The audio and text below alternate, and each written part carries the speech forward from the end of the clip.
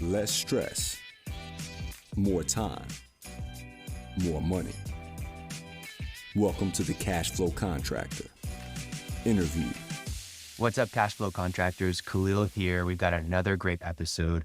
We're doing another interview this week with Ali Azhar. He is from Jacksonville, Florida, currently living in Tennessee, but working as the Chief Revenue Officer of Hover. Hover is the sponsor of this week's episode. We had them sponsor the James Freeman episode as well, but really incredible software that can transform your contracting business in terms of measurements, quotes, customer interactions. Everything is incredible that they do, and definitely want to give a great shout out to them. Go and check them out at hover.to, and you can learn more about their product and get started with using their systems for your business. Ali is an incredible person. He started multiple businesses, had ups and downs, and had so much of a transformation in his life through business. And it's really cool to hear his experiences, learn from his life story, and to see all the great things that he's doing with Hover now. Hope you enjoy the episode, and thank you for listening. Ali, I usually have a co-host with me. His name is Martin, and we typically banter for a little bit, and it's always weird bantering with a guest you don't really know, but we'll go ahead and try it. What are the differences between Jacksonville and Franklin or Nashville, where you are now? That's an interesting question. So the differences between the two cities, they're actually quite similar. Okay. Both actually, they have a lot of Southern hospitality and charm, you know, and I had 30 years in Jacksonville and then 11 years in California, and now back in the South again. And it feels like Jacksonville did. It feels like home. Really, Feels like home. Yeah, really kind-hearted people, gracious people, neighborly. It's really been an incredible place to come back to. That's great, man. I love that area of the country. So pretty in the mountains. I guess that's the difference, the mountains versus the beach. But yeah, man, I appreciate you being on. Not the typical guest that we have. We talk to a lot of contractors, but I mean, you're kind of breaking some stereotypes. I'm not sure there's many CROs that have been in construction themselves in a way and owned multiple businesses and sold, but maybe there are. So yeah, I want to, you're the CRO of Hover, Chief Revenue Officer, but I want to go back into your story a little bit because I think a lot of listeners will find it interesting. You came out of college, and did you work anywhere, or did you just go right into starting your first business? Well, I worked since I was about 10, 11 years old. Like, okay.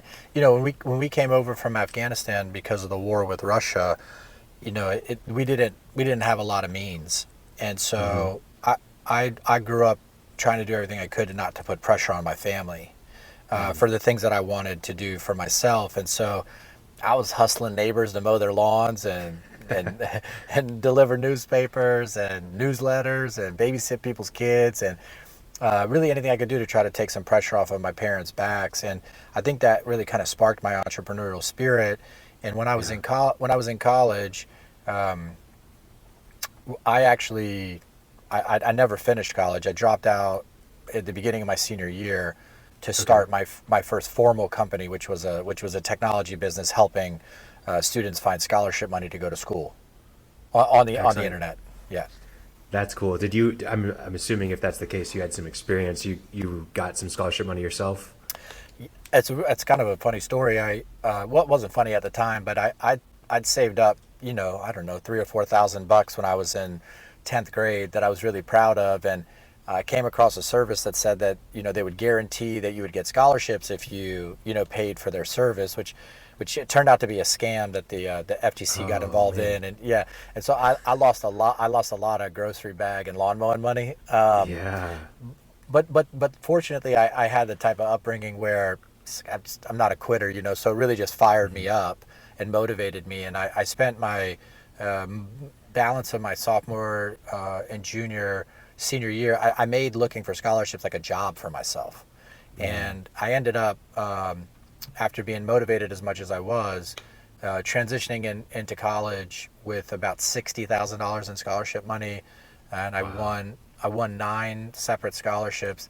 and they were all on the local or state level. So that was the business that I started, was finding all of the local and state level scholarships throughout the country and making those accessible to students. Because trying to compete for the Pepsi scholarship or Coca-Cola or Tylenol, Right. so tens of thousands of people apply to those, but on the local level, you would come across some scholarships that people just didn't even know about, and they would never even apply, right? Yeah. And So you're like one of two applicants, maybe. yeah, I was number one of the number twos. Yeah. I still won. There you go. That's great. That's great. So, I mean, were you doing some of that while you were in college before you dropped out, like helping people with scholarships, and you realized it was a business opportunity? That's such funny that you asked that question. That's exactly how it happened. Was Okay. friends of mine in college that didn't win any scholarships coming out of high school, I helped them with a lot of the kind of tips and tricks that I learned from just kind of becoming more of an expert on the entire kind of process of procuring scholarships and applying for them, and how to set yourself apart and stand out in interviews. And they started to win scholarships while they were in college. And somebody one day said, "Man, you should make a business out of this thing."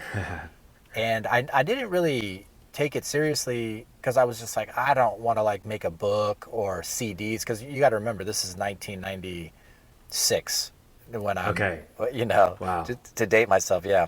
A little different now. I look a lot younger and more handsome than I actually am. But I remember watching the IBM internet commercial where the two women are trying to sell sunglasses in their business, and they couldn't figure out how to do it, and they did it on this thing called the internet.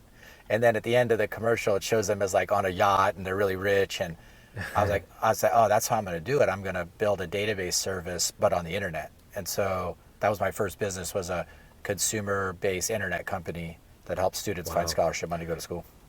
That's amazing. I think, there's so many contractors out there now that are exactly in the same situation, where they were helping a buddy maybe with the project, or help doing something for their own house, and that's how they started their business, was scratching their own itch and then doing it for somebody else and realizing they could make some money off of it.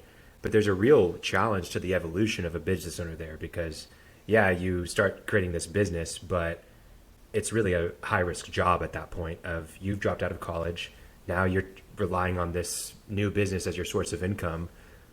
What was it like scaling that business? How long were you in it, and what were the steps of growing it? So when I started that business, it was like right at the prime kind of peak of the Web 1.0.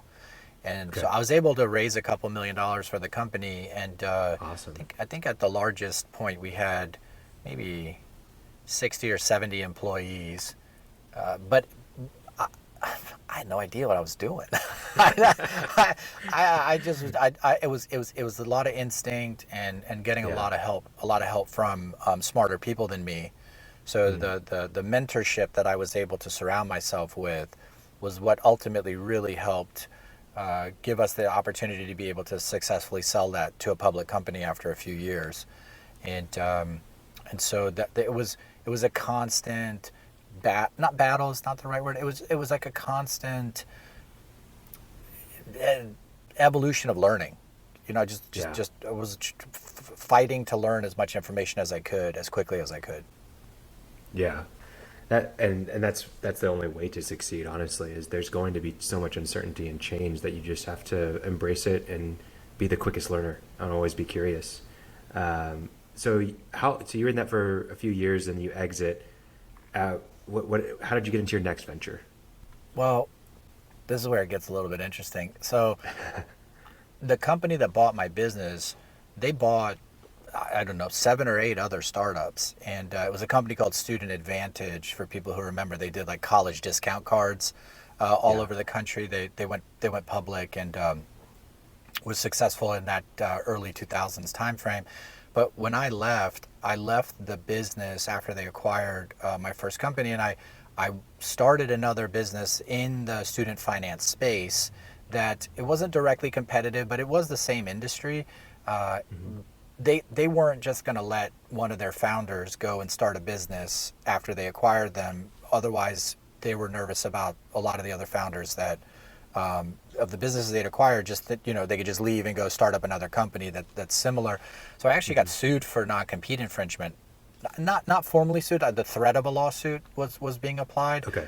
But when that happened, the next business that I wanted to start that had to do with student finance and scholarships was basically put on hold because the investment that we were going to receive wasn't going to come through while there was a potential pending lawsuit for me because I was a critical participant in the new venture. Yeah. And so we were just on pause really for a lot of stuff, and I had to figure out how I was going to make money in the meantime. And so I ended up coming up with an idea where I needed to do something on the weekend so I could still work on the second business during the week. And I was happy to get out of an office and use my hands. So I was like, what is it that I could do where I could get like paid as a function of risk instead of time? And it just happened to be that my parents needed their gutters cleaned. And I ended up contacting the few people locally that even promoted that they cleaned or serviced gutters, and all of them were voicemails that said that they would call back in like 8 weeks. And so I was like, oh wow, there's an opportunity here. And so I started a gutter cleaning company, and I used to make like a couple $1,000 on the weekend. Yeah, which is great. And it was enough to live off of and still be comfortable while I was starting the second business. And I did that for probably 3 or 4 months before I ended up settling the non-compete suit. And we stopped advertising in the newspaper that the friend and I, that we were doing this gutter cleaning. But people who still had our phone number, they kept calling that phone line to tell us to come back. And so we were like, wow, we should make a business out of this. And that's how it started. It started as a gutter cleaning company that got into repair, got into installation, that got into soffit and fascia, that got into vinyl siding. And we're about to get into screen rooms and roofing before I ended up selling the company after running it for about 5 years. Man, so were you still doing the second venture while you were doing the gutter company? Yeah, I had both businesses at the same time. Man, how did you manage your time at that point? You know, at that time, it was really tough, but I had incredibly loyal and committed and really talented employees and business partners in both businesses. The same business partner for both businesses, so we were able to kind of divide and conquer when we needed and resource the two.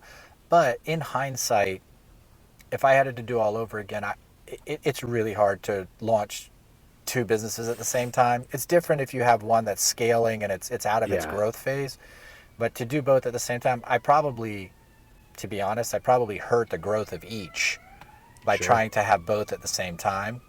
But that's such a good lesson for people to hear, because I see so many contractors that are making money and then on the side they're like, oh, I'm going to start doing real estate. Yeah. And the reality is, yeah, you can do that, but you're hurting the growth of your company, because it's not just about the money that you have or the capital, but there's capacity that you have as an individual.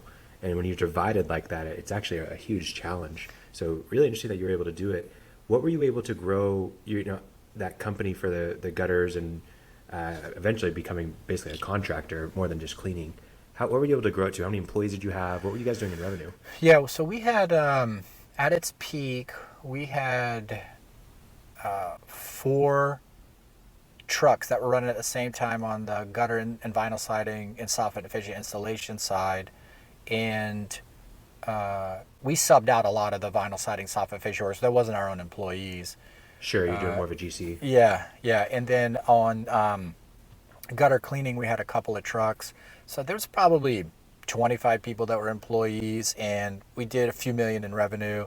And we're about to step up to the next level of scale, but ended up seeing an opportunity to be able to sell the business, and so we took that opportunity, and we're really fortunate because we sold it at the end of 2006, and then the real estate bubble started to burst, and the market changed. So it was really fortunate time we sold that business and the second technology company in 2006.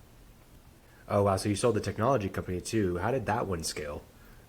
Yeah, so that one, because of what I learned from the first business in terms of it's not about raising a ton of money and hiring a ton of employees.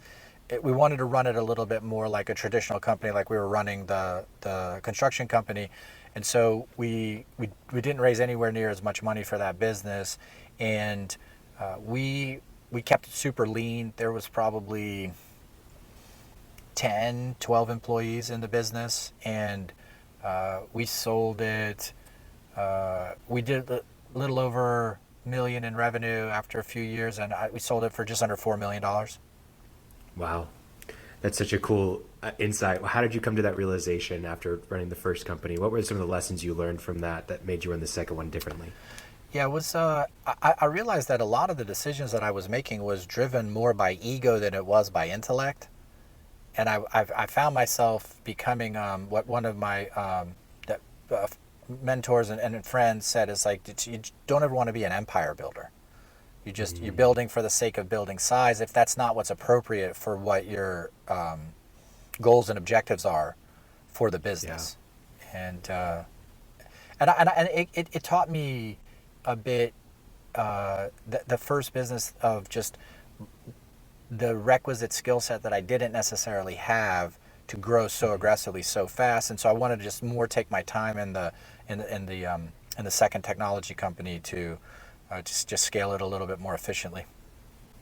Yeah, I see that a lot with especially the contractors that are just coming out. Maybe they left a company, they start their own business, and they want to try to grow really fast to be a big competitor of that company they just left, or show people that they can do something. And like you said, ego, and you end up making mistakes. You end up spending money that you don't really need to spend, and then when you have more people, you usually have more problems as well. And so if you're not prepared to handle those problems, then you run into some issues.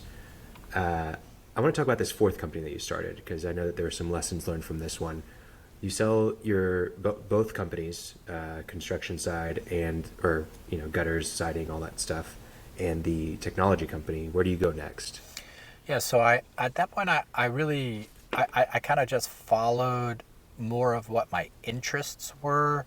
I loved playing basketball, but played in school. Nice. And so I started a company that was kind of like focused on sports. And okay. A friend of mine from college and I, his family manufactured athletic uniforms overseas okay. in the Philippines. He's Filipino. And okay.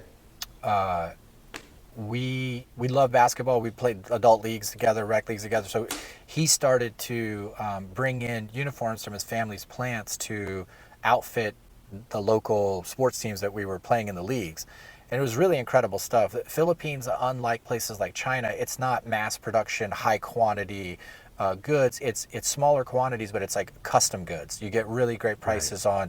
on, if you need to order 20 basketball uniforms, that look a particular way and have particular lettering, et cetera, you could do that, and it's significantly more efficient pricing than doing that stateside. And so it was just kind of like a hobby that we were doing to like outfit the leagues that we were in. And then it turned into, hey, this person was a coach in this AAU team. Hey, I want to buy uniforms. And hey, I want to buy uniforms. And hey, I want to buy uniforms. And then we sold, we created a kind of a uniform line that we would sell through mom and pop sporting goods stores all over the country that were selling to their own local high schools and colleges, the practice okay. and game uniforms. Yeah. And so we got into football, baseball, softball, basketball, and I think we had about 75 dealers through the country. Oh, wow. Yeah, at its peak. And but we just, I wanted to scale that business to a much bigger business, but I kind of got a bit lazy because I had the successes of the most two recent companies that sold. And, to be fair, I had a really dull sword. I made a lot of assumptions. At the time when I was losing the business, I blamed a lot of it on, the economy turned and schools started to shut down and the financial crisis and what else did I blame it on? We had 4 super typhoons. I think it was in 2010 or 9 or 10. There was 4 super typhoons that hit the Philippines back to back to back to back. I don't know if people remember it, but it was like 30 feet of water in Manila.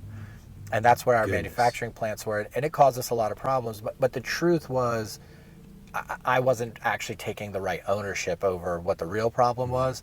I didn't have any contingency manufacturing. There was no backup plans if something had happened with dealing with overseas manufacturing. And we didn't diversify our customer base. There's just things that I look at now and I look back and I say, oh yeah, I could have totally done this in a different way.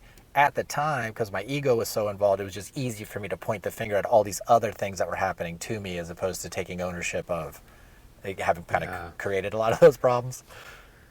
So hard. And manufacturing is, especially global manufacturing, is such a different beast than a tech company or, a local contractor.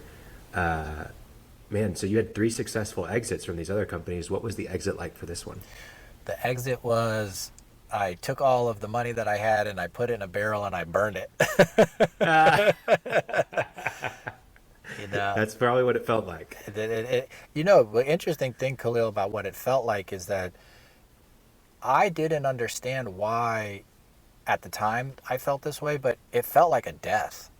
Like someone very close to me. It felt like I had died, and it was because I had put so much of my identity in the need to make money.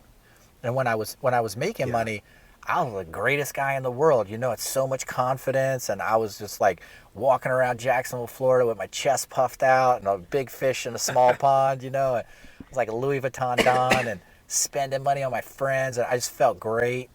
And when I lost the money, it's terrible to like not do well in business, but I didn't actually die. It just felt like I died. And I know now it was because I put so much of my identity in the need to have been successful at work, and I didn't know how to separate like who Ali is from who the business was. And so when I lost it, how did I do what? How did you separate yourself ultimately? Because you seem like you're in a much better place now. Yeah, it's a great question. So I was in a depression. I'd probably gained 30 pounds. I was just trying to eat my way through all these like painful feelings that I was dealing with. I was locked myself up in my house. I got so scared of customers calling and yelling at me saying, you ruined my business and I depended on you. And for anyone that knows me personally, that was really hard for me to let people down. And to hear that constantly but it needed, like the shell needed to be cracked really hard to give me the chance to kind of have the opportunity to come back from it. So it's kind of like it all came tumbling down.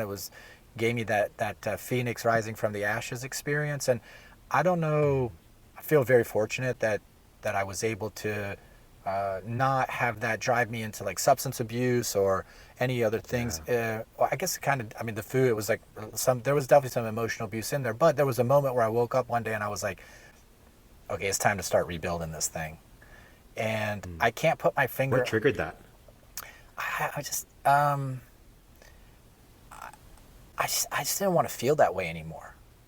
And there was a little voice inside of my heart and my head at the time when everything else got stripped away. I'm sure it has so much to do with my parents and like the struggle they had to come over here with nothing from another country to escape a war. And maybe those lessons, that kind of rearing was just in there, and something finally got triggered at this like base element. But I woke up one day and I said, I don't want to be unhappy anymore. And there was just a moment of acceptance. I just accepted that, like, okay, I failed. It was really hard for me to accept that I failed. And and so I started to pick the pieces back together, and it was just, hey, what are the building blocks here to figure out how I want to move forward? I have to figure out how to make some money. I have to figure out how to pay people back that I borrowed money from when I was trying to save the business. And I want to be happy. So there was some have to stuff and there was some want to stuff. Right. And I just started peeling it back. I asked myself the question, like, what actually makes me happy? I'd never asked myself that question with work before. I only was so important. I was just focused on what would be the fastest way to make the money. And don't get me wrong, I love making money, and I want to make a lot. I want to take care of my family and my immediate family and my extended family and be good to my friends. But I don't want it so bad that I will let it rob me of my happiness ever. I'll never work at a place where I'm not happy with where I work or don't feel proud and passionate about what I'm doing, because you never get the time back. No, So you don't. So anyway, I asked myself the question, what would make me happy? And I remember the joy that I had when I had the technology companies. And I actually just always think about how much and how lovely it is to sell. And I wasn't necessarily a great business owner, but I was always a great salesperson. And my businesses grew because of top line. And it wasn't until Gotcha. I couldn't outsell the bottom line with my top line capabilities because of outside influence like the economy that I really got my ass handed to me. So Right. so I said, hey, software sales makes like the most sense in the world. And the promise that I Sure. made myself was I'd challenge myself to go to the place in the world where I felt like the smartest people were for the thing that would make me happy. And once I decided on software sales, I said, I'm gonna move to Silicon Valley. So I up and moved to San Francisco. Wow. Man, there's so many lessons there. And I mean, I think one, obviously, wrapping up your identity and your work, it's so easy to let what you do define who you are rather than who you are define what you do. And I mean, even just the lesson that you mentioned just now of focusing so much on the top line can really hurt you. And there's so many contractors out there that are they're looking for the next job, period. Right. They're trying to sell the next job, and they're not thinking about how that job might affect their business going forward. And we talk about that a lot on the podcast, and just knowing your margins, knowing your numbers, having a contingency plan, like you said, for other manufacturers. There's so many good lessons that I hope people are drawing from this. But there is a phoenix rising from the ashes, like you said, and it's probably not easy to transfer from being the owner, the one that makes the decisions, back into being maybe the employee. And if you're in a sales role, there is a sense of ownership maybe of your schedule.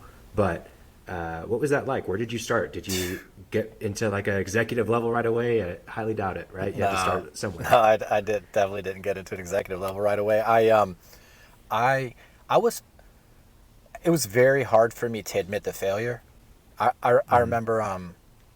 I'm the only son of three siblings. I have two older sisters, really, really, really incredible women, very talented. And I would always just try to do everything I could to just keep up with the example that they set. And if I could be a fraction of the people and the successes that my parents and my sisters were, I would have felt like, I'm doing a good job at life. But it was really hard for me to admit that I failed. And when I had to tell my parents, that was like the moment where actually it all broke. Because I remember I was in their kitchen, and to admit to them that the business was going to go under and I had to shut it down.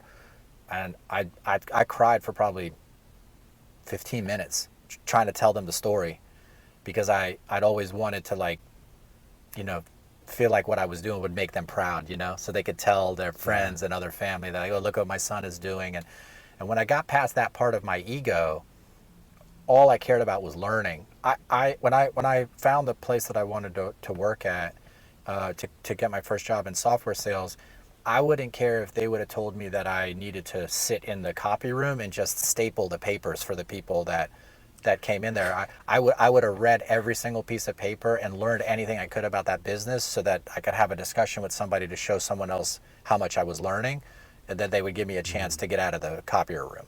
The role didn't make any difference to me. I just wanted in. So I just wanted in. Yeah, I took the kind of lowest level IC role that you could have, and everybody in the business was like, wait, we hired a gutter cleaner to be our software salesperson. What's going on? But it was really cool.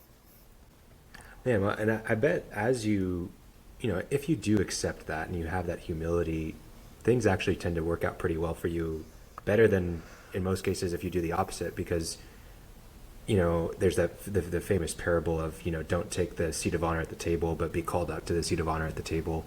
If the king's at the head of the table, go and sit as far away as possible and be called up rather than be demoted down.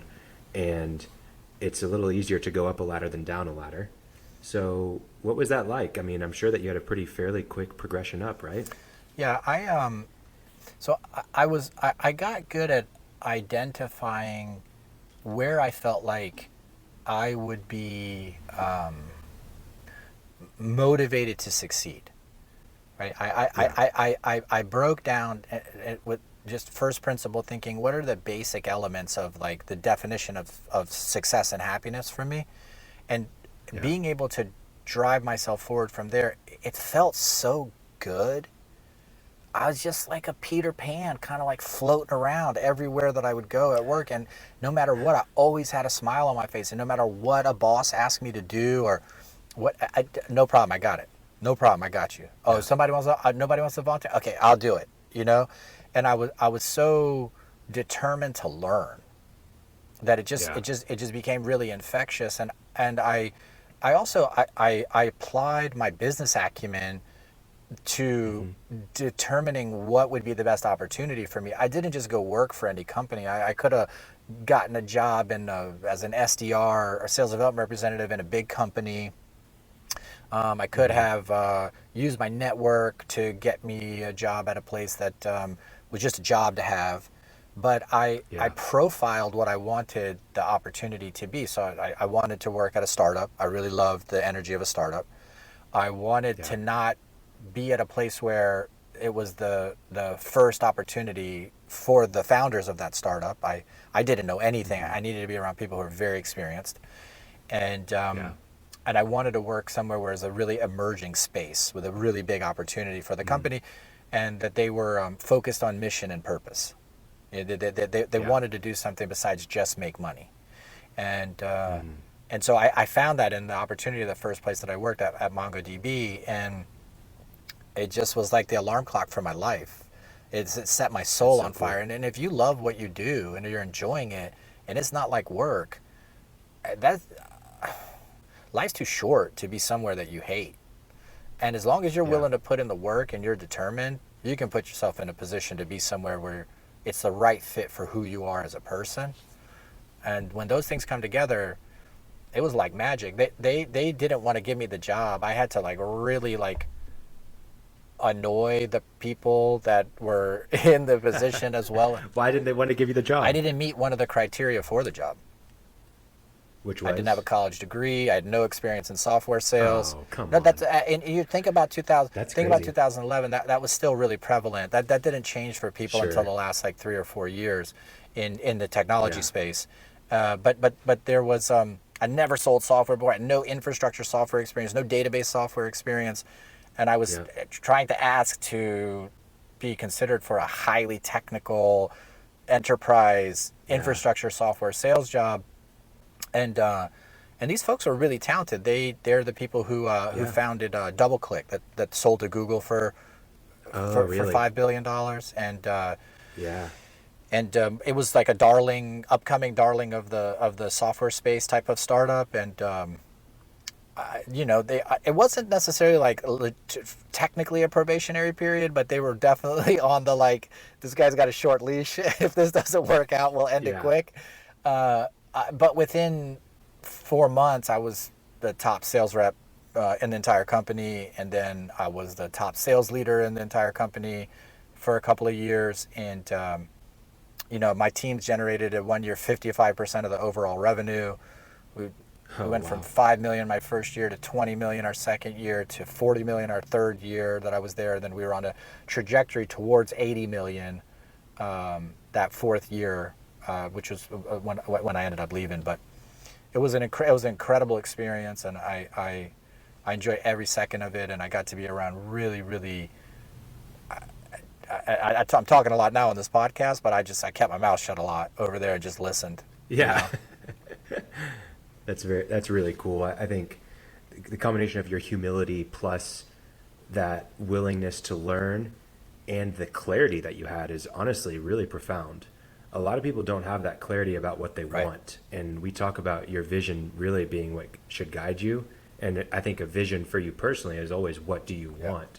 And that's a hard question to answer. And you knew that. So I think that's definitely something that people can take away from this.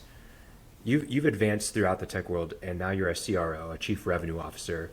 And for people who don't know what that is, essentially sales executive, right?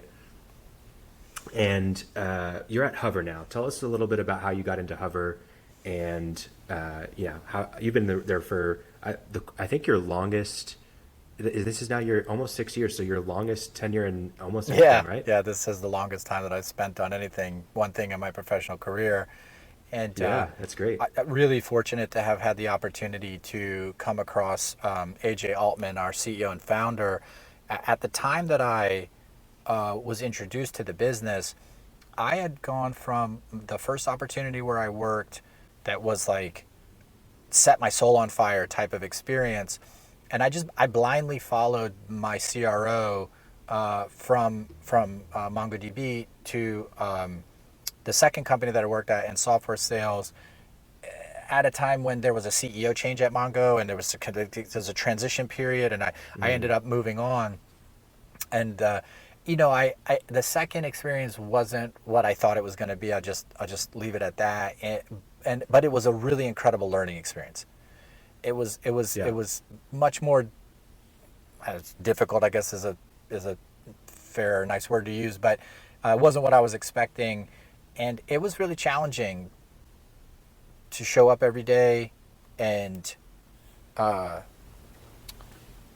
end up just being present on a daily basis. And if I hadn't have been able to rely on and lean on a lot of the really incredible life experiences that I have had up to that point, and the rearing that I had from my parents about just being nice, I always kept my ambition was always fierce, but my kindness was always what I led with, and that set of relationships that I built in that business that could have been damaged by me showing up angry to work every day or stressed and frustrated.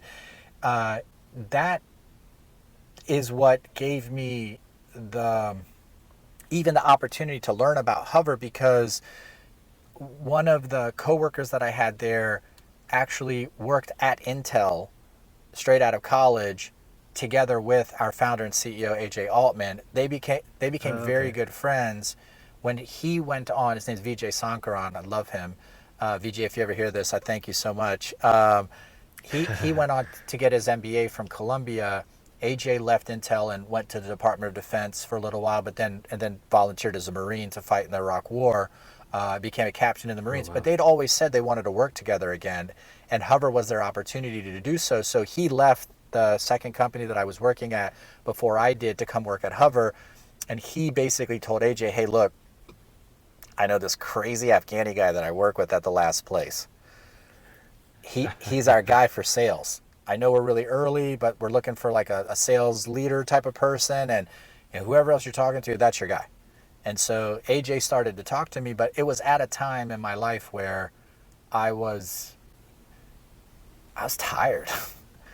I'd spent 6 years grinding. I paid off close to $500,000 in debt. I was just recently debt free. That my MongoDB was like on its way to be a really successful public company. My private shares that I had in them, the options everybody wanted a piece of. I was going to go sit on a beach and get sand down my pants in Thailand or something, but I met AJ, and even though I was like shut off when I first met him, thinking like, oh, I owe it to Vijay to meet the guy, and I'll help him find somebody else. After a couple of like interactions of me being really stubborn to the idea, I just opened up my ears to listen. And AJ's a really an incredibly impressive founder and leader. And once I started to really pay attention to what was going on and what the opportunity was with the business and what AJ stood for as a human being, then all of a sudden that exhaustion that I had that I thought I needed a big break from just totally went away. And I said, hey, sign me up, coach. Man, that's awesome. So you've been there for 6 years. What does Hover do? What was so exciting about the opportunity that you had to say yes to Hover? What is compelling about them? So just a little bit of context. When AJ first got his hands on the technology, and the first application of the business was actually an aerial imagery rendering solution. They would take photos that were coming in from drones, satellites, things that could fly over war zones, and 3D reconstructing the building scenes that were in the photographs to sell the technology to the Department of Defense, JSOC, DoD. And they used it to do takeoffs of buildings in war zones. And what AJ came to find is that there, as the camera sensor and the mobile phone became much more developed, he found that there's going to be a use case that's much broader and more applicable than just that aerial use case for the military application, and had a really great idea to pivot the entire business to turn it into a mobile application that uses the camera sensor and the phone to allow users to take pictures of the outside of any physical structure. We focused in the first phase of life of the business on residential. And so at that time, they launched with allowing users to capture 6 to 8 photos around the outside of a property through a guided mobile experience, really easy to use. And what you would get as an output is a structured 3-dimensional data set that was an exact replica 3-dimensionally of the home, where the material substrates were segmented, the line types were all segmented, and you could get measurement data as well as the ability to design in 3D on the home. And they launched the tech without actually knowing they were going into home improvement. They considered a bunch of different industries, and it was home improvement where we found product market fit back even before I started. And so that's the core capability, which is like our point solution that we started the company with. Now we have a myriad of other offerings that help users through more of a platform play, where we have other software that we've built around estimation and material ordering and things of that nature. But that's the basic application of the tech. Hey, Cashflow contractors, we know you are always looking for ways to get the job done simpler and faster, so you can spend more time working on your business rather than in your business. That's why we recommend taking a look at Hover. Hover is an easy-to-use, feature-packed solution that simplifies the process of selling and producing all of your exterior jobs. Hover is trusted by thousands of home improvement professionals, from contractors to the nation's leading materials manufacturers. Hover transforms any home into an accurate, fully measured 3D model with property measurements. And I mean, seriously, all the measurements with to-the-inch detail. Fascia, soffit depth, linear feet of trim board, you name it. But it doesn't just give you measurements. Hover gets you faster, more accurate quotes, dependable material quantities, and places your orders with suppliers, all in one place, helping contractors like yourselves to optimize and grow your business. Visit hover.to today or download the Hover app to learn more. The experiences that I had leading up to taking the opportunity to work at Hover were very, very pivotal and really seminal experiences for my own life, but also in the way that they have impacted my leadership philosophy, Khalil. I used to think that it was just about putting up the best X's and O's and the best strategy to tell people what it was that we needed to do to go from strategy to achieving our goals, in terms of like how you execute. But what I came to find is there's so much of an emotional intelligence aspect to the ability to be successful, that the best laid plans with the worst laid people are not going to go anywhere, no matter what. Yeah. And so at that point, I realized that culture and team building are really important. And for me, I went through a life experience that I had to actually legitimately have that shell cracking experience to start to figure it out. And one of the things that I have been driven very intensely by over the last 10 years is a belief that you actually don't have to have your shell cracked to get to a better place, so long as you have some basic information that someone is willing to share with you, you have a willingness to improve, and you have the consistency of approach to start to reshape the way that you perceive the life that you're living, and what your definitions of success are, and all the things that I went through because I had a very kind of like moment in time experience. But I realized, like, oh, wait a minute, as a leader, I get 8 to 10 hours of access to people 5 days a week.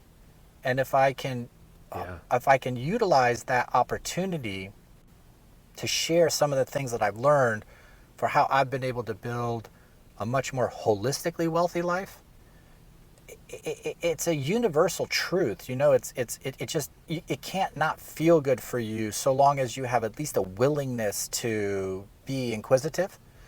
And so when I thought about all of these attributes for how I would show up at work and how I could architect teams and culture, I made sure to try to do everything in my power to infuse those things into the culture, but in an environment where we were acquiring people who I knew would be willing participants into this place where you don't just show up and execute against the strategy, you show up and identify parts of yourself that you want to work to improve for your own benefit. And then the company, as a residual effect, gets the benefit from your benefit.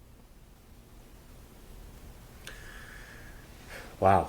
I think that's a pretty profound realization. And I mean, it's so true, because a lot of times, and I'm thinking of the application for contractors here, but the sentiment around the industry a lot of times is that you can't find good people, and that you can't hire good people anymore, and they slack on the job if you're not there. You've got to have somebody to manage them, and you've got to be present all the time, and they don't want to sell or whatever it is. I hear it from contractors all the time, but what I think that you're saying, and what I see a lot of times, is there's not really an investment in those people, and you're not providing them with the structure and the just personal investment, emotional investment, to help them succeed in those roles that will ultimately get you to hire good people and have a place worth working at for good people, and allow you to run a team that is going to do the work without you and hold themselves accountable and each other accountable. And that's what culture does, right? Absolutely. You don't have to take that approach. If you want to run You don't. If you want to run an organization that's built off of, they call them punitive management practices, you absolutely Yeah. you absolutely can do that, and you can terrify people into production. But that's kind of like the philosophy of squeeze the drops of blood from the stone, and then you got to throw the stone away. And that's not very efficient. Yeah. Where you're turning people over, No.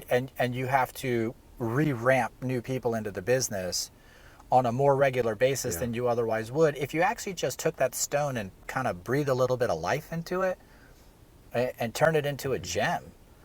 And so people will fight and die for you if they feel aligned to your purpose, and they believe that you genuinely care about their well-being. Yeah. And it's easy to keep people around when the going is good. But especially in this economic climate we're about to go into, if you are not building a strong culture, when the going gets tough, people are going to go. So true, man. So true. What are some of the ways for, like, your direct reports? I know that you're not necessarily, and maybe you are, but you're not probably dealing with the SDRs of Hover. But for the direct reports you have, how do you invest in them as a person? Yeah, so I think first and foremost, I try to respect them as much as possible by doing the best that I can to be the most authentic version of myself, so that I set an example for the fact that the version of them that I want is just them. I want to do everything in my power to try to help them get to a place of psychological safety where they have really high social engagement. And what that means when you have high social engagement is you're comfortable to take risks. You're comfortable to come up with ideas. You become more innovative. And you feel comfortable to communicate. And we talk about those skills beyond just, of course you have to have the competency there, and operationally you have to be sound. Those things are table stakes, where's the pipeline at? Sure. Are we launching products in a really great way? Yeah. Are we developing the skills of the people on the team? Are you developing your own skills? But that part of it, the what are we doing to help you increase your capacity to succeed?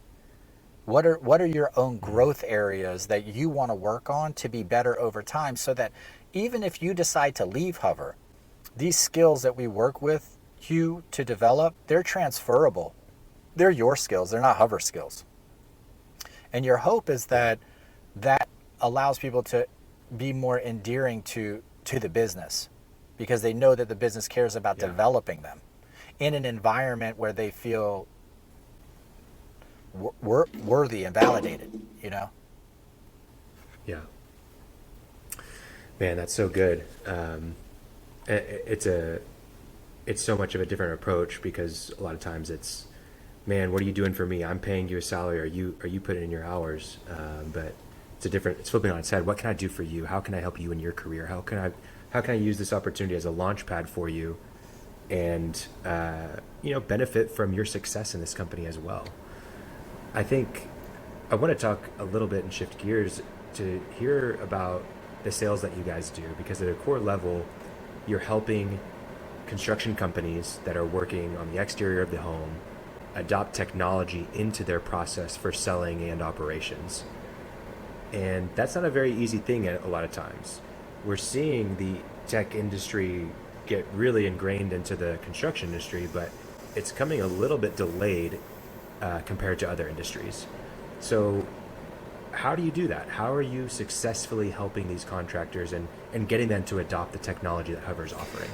So one of the things that, and I think this is one of the reasons why AJ really was interested to have me fill the position, even though I had never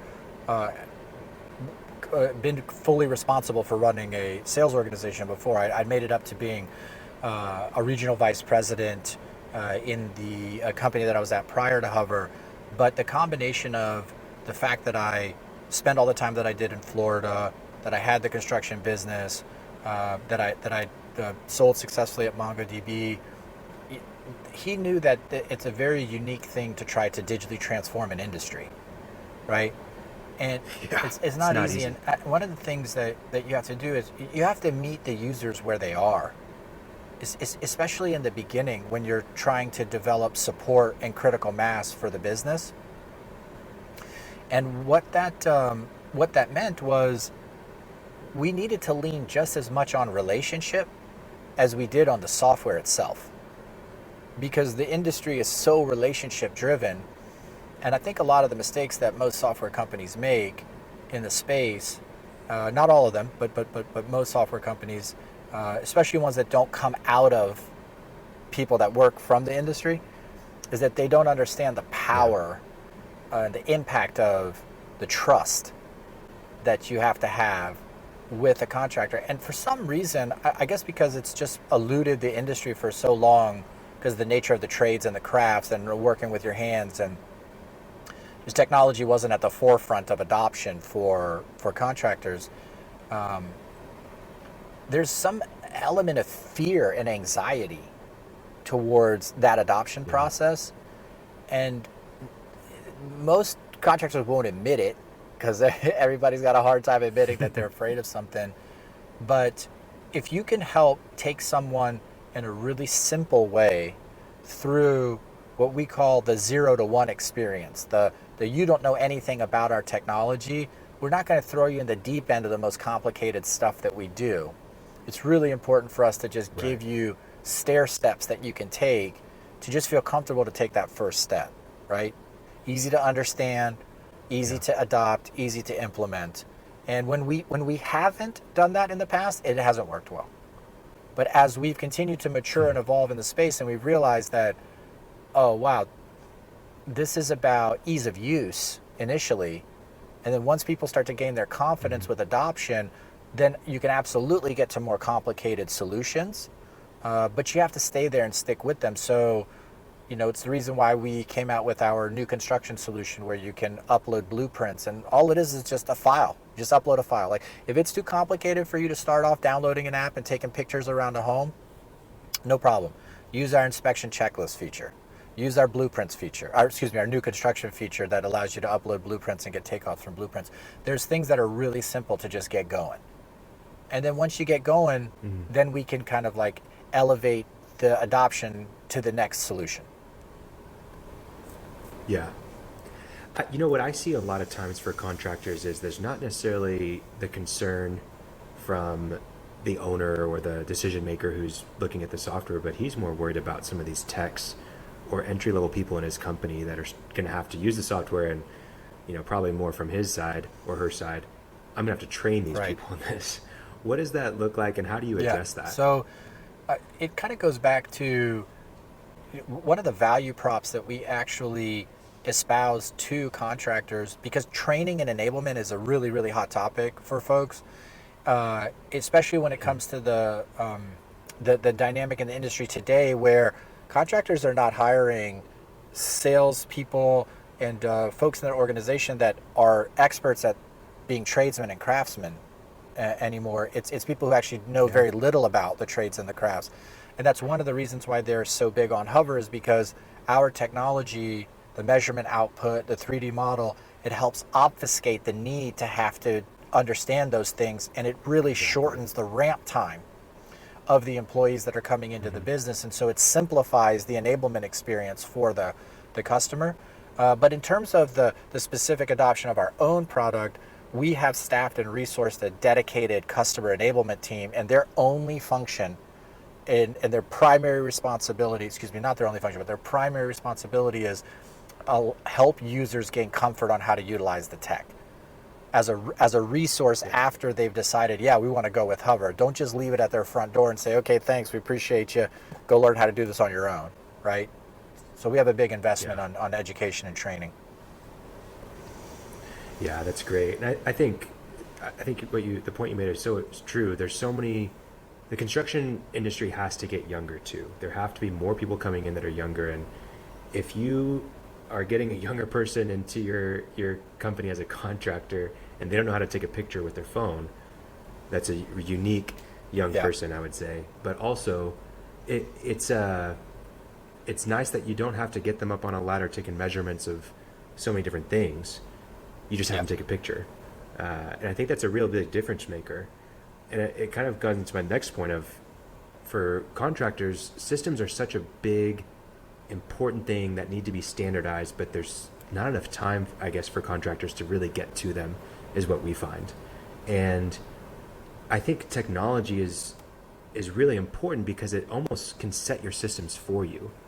Rather than having to have a manual on how to take measurements of siding, window, gutters, roof slope, all that stuff, if it's just the picture and there's a process that, okay, this is where you go to find the information, here's how you download the report, here's how you send it off to the supply house. I mean, that creates your systems for you. So the last question I asked was about the improvement that technology can have, or software can have, on your systems as a contractor, how it's difficult to have systems because there's not enough time to work on the business. Sometimes you're just working in it. But would love to kind of hear how technology or software can influence systems for contractors. Yeah, it's an interesting question, because I think there's like two sides to that same coin. One of the things that you have to be really careful about is that technology can really help in a positive way with making systems more efficient, but also, if not implemented correctly in terms of a technical strategy for what you want to include in your tech stack as a contractor, you could get into a real hornet's nest real fast. And one of the things of the things that we saw happen in COVID was contractors went from, this technology revolution is going to come in 5 or 7 years, to it hit them right in the face right then and there because of the change in interaction with the homeowner. And contractors went from no tech to what I started to call smorgasbord tech. And they just adopted a bunch of solutions, and the systems don't talk to one another, and it's really hard for them. They're not getting the value that they should be getting out of it. And that's why we've always taken a keep it simple, stupid approach at Hover, right?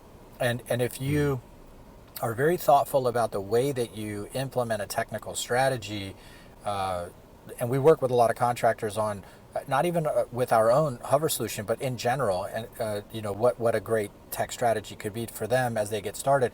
And we try to tell them the same thing every time: find something very simple to get started with. whether it's maybe Yes. marketing automation or MailChimp or something that you could just take from an Excel spreadsheet if you don't have a CRM, or a Google Sheet, and it can just upload on a nightly basis, and you can send some thank you emails out to your customers in an automated fashion, or prospects. Yeah. And once you get your legs underneath you a little bit, then start to work yourself towards other solutions that are no-brainers to get for the business, do not have a very high cost of acquisition, and do not have a high cost burden to implement. And then once you feel like you're starting to see some efficiencies from those things, you'll also learn along the way. You'll understand, did this make my system more efficient? What did I learn from this buying experience from this software company that I can apply to the next solution? And then kind of work your way up in terms of the size of the budget that you're going to apply towards a solution that you're like. Don't start your first software purchase with a $100,000 CRM solution that you need for your business. Yeah. It's It's complicated, and you're probably not going to use it because you don't Correct. know how to use it.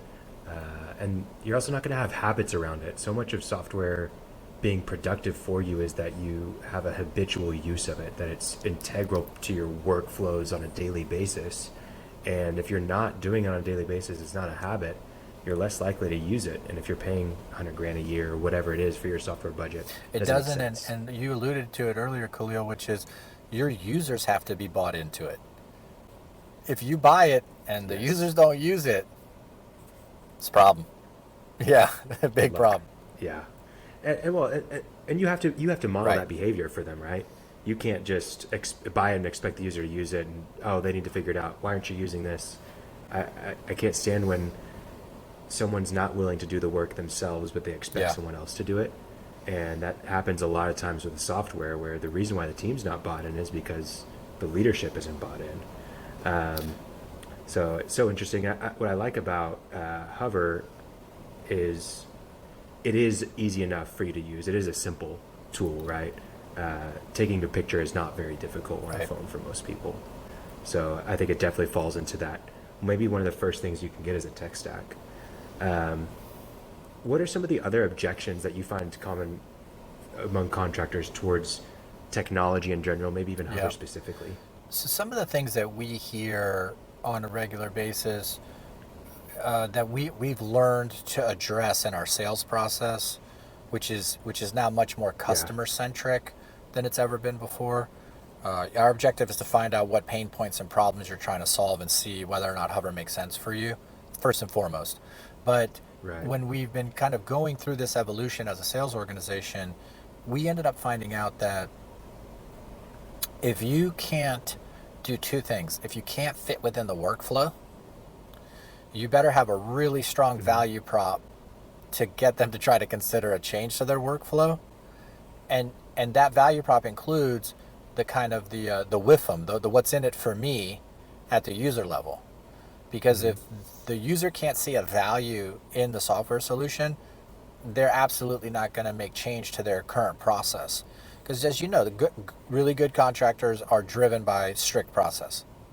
And they have a sales methodology they follow, they have a production protocol that they follow. They're an efficiency business, They're trying to be McDonald's. How Yeah. efficient can I process this job and turn the capital over? And the biggest mistakes that we made were when we wouldn't align to a strong enough value prop within the business to get the contractor to understand, this either already does weave within my existing workflow, or it's worth it to consider a change because the flip side of what Hover brings to me is a significant improvement in close rates or ASPs, and so that's that was a big learning curve for us, and some of the objections that we would hear along the way. Really interesting. Yeah, I want to, we've talked about values, we've talked about culture at a team, how important that is, how it can really change the trajectory of your business, and especially retaining employees is such a big thing right now. It's so hard to find them in the construction industry. You've got to retain them, and that can be helpful for that. But technology also plays a role in that, I think. How are you seeing it as a retainment tool for employees for companies whenever they adopt software? What's the advantage? It's almost that what's in it for me. Right. What are the users Well, saying about what's it? been really interesting to see over the last almost 6 years now that I've been working at Hover, this September will be 6 years, is we were at the onset of this Amazonification of the country when I first started. We were pretty squarely in it, but in the last 6 years, it's hyper accelerated, especially because of COVID. Even more so, put it on steroids. But that also changed the consumer experience for what they expect in terms of everything, and that includes home improvement services and remodeling, whether restoration or retail. And if you think that the everyday average homeowner on a where we are today and a going forward basis will continue to reward contractors who don't interact with them the way they expect to be interacted with, you're going to end up selling to people whose average age is 65 years old and higher. And you should look at that. You might still be successful, but look at the average age of the customer that you're actually earning business with. The Gen Xers of the world that are now maturing into home ownership, those are people who want more autonomy in the process because of technology. They want to be able to do research and discovery about a company because they have access and are fluent with the internet. And if you don't tell a good story with a website, and you don't have a way for to interact with people that are kind of like, they've been calling them alternative leads or alternative path to purchase, a lot of contractors today, but that is what's going to be the norm on a go forward basis. And I tell contractors all the time, I said, do you know what it, well, actually, I said, do you surf? And most of them say, no. Allie, what are you talking about? I don't surf. And then I said, why you ask me that? I said, well, you know what makes a good surfer? And they said, no, what? I said, well, it's people who anticipate the wave before it comes. They don't wait for the wave to get here to then try to catch it. You can't catch a wave once it's already there. It's not possible. And you should do the same thing with the way you think about your business strategy. It's like, what is the wave that's coming, not is the wave that I'm in, or you're going to get gobbled up. And then once people can start to think a little bit more unconstrained, and they start looking at technology in a different way, that's also all the employees that they want. They want to be able to have them that relate to the customers that they're trying to sell to. And those employees are much more likely to be at a place where it's easy to keep information in a CRM because they're not trying to go ask the secretary to get the file out of the file cabinet, you know? And and there is marketing automation and rehash programs that are digital and things of that nature. You're much more likely to have a stronger attachment as an employee to a company that's making those types of investments. Right. And I mean, as an employee, if I know that this company that I'm working for uses software, I know that at this role, if I'm trying to advance, that's going to help me in that transition and in that launchpad aspect of my career. But if I'm working at this company that's doing outdated processes, we're just not utilizing the tech that's available in there, I feel like I'm going to get left out and left behind as far as my career goes in this industry. So it's definitely something to consider. And I think that there's quite an intersection here of technology, software, with culture and values. And I think there's many similarities between the two that, you know, the most successful contractors and construction companies out there are heavily invested into their culture, and they're heavily invested into their technology, and they're riding that wave. And there's people that are not catching the wave and they're getting left behind, and it's those that are not looking to the two. And the similarity is that you have to be willing to try something new, but you also have to be willing to go and learn and have curiosity, and you've got to go and do it yourself as that leader of your company. So I don't know. I think that there is an intersection there, and I think that you've touched on all these things in a great way. You know, what else do you think that a contractor needs to know about implementing maybe Hover into their business? You know, why should they, if they're doing exterior contracting, why do they need to be implementing Hover into their business? Yeah, there's very practical and tactical reasons why the tech is so strongly applicable to a contractor's business, based solely off the fact that everything starts with the takeoffs. Like having accurate measurements to order materials off of, to populate your estimates with, and creating consistency within the business.